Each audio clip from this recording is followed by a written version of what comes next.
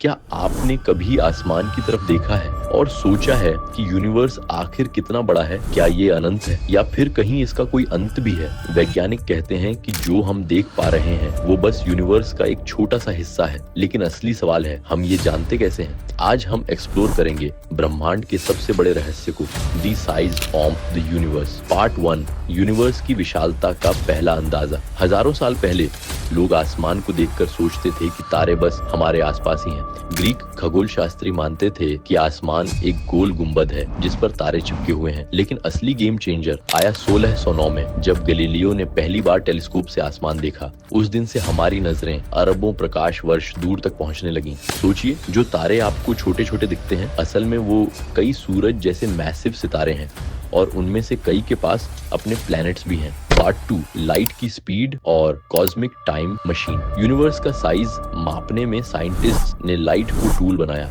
Light की speed है 3 lakh kilometre प्रति सेकंड। इसका मतलब लाइट 1 सेकंड में धरती को 7 बार घेर सकती है। जब हम सूरज की तरफ देखते हैं तो हमें उसका 8 मिनट पुराना रूप दिखता है, और जब हम किसी गैलेक्सी को देखते हैं जो 1 मिलियन लाइट ईयर दूर है, तो हम उसे 1 मिलियन साल पहले जैसा था वैसा देख रहे हैं। यानी टेलीस्कोप एक टाइम मशीन है जो हमें अतीत की झलक दिखाती है। Part 3, observable universe 93 billion light years. Universe की उम्र लगभग 13.8 अरब साल है। लाइट इतनी दूर तक ट्रेवल कर सकती है तो थियोरेटिकली हम 13.8 अरब लाइट ईयर्स तक देख सकते हैं। लेकिन यूनिवर्स एक्सपैंड हो रहा है, गैलेक्सीज एक दूसरे से दूर जा रही हैं। इस वजह से ऑब्जर्वेबल यूनिवर्स एक्चुअली 93 अरब प्रकाश वर्ष चौड़ा है। सोचिए, सिर्फ ऑब्जर्वेबल हिस्सा ही इतना विशाल है कि अगर आप लाइट बनकर दौड़े तो भी इसको पार करने में अरबों साल लग जाएंगे। पार्ट 4, यूनिवर्स का एक्सपेंशन और बिग बैंग थ्योरी।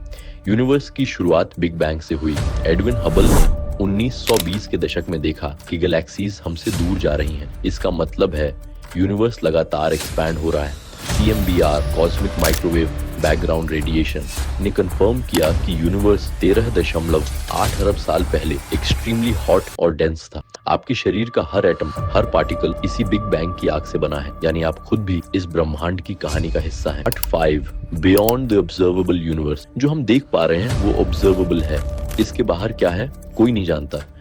कुछ थ्योरीज कहती हैं यूनिवर्स इन्फिनिट है, कुछ थ्योरीज कहती हैं यूनिवर्स एक बबल की तरह है और बाहर और बबल्स हैं, यानी मल्टीवर्स।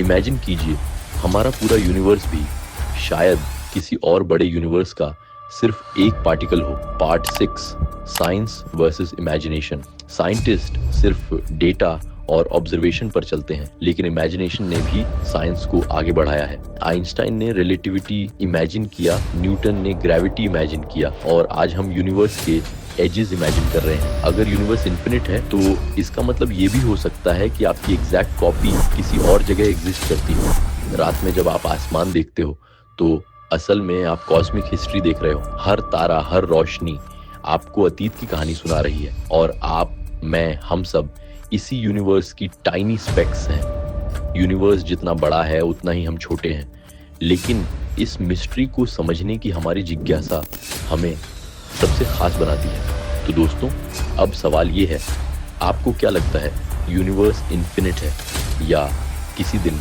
हमें इसका बाउंड्री मिलेगा?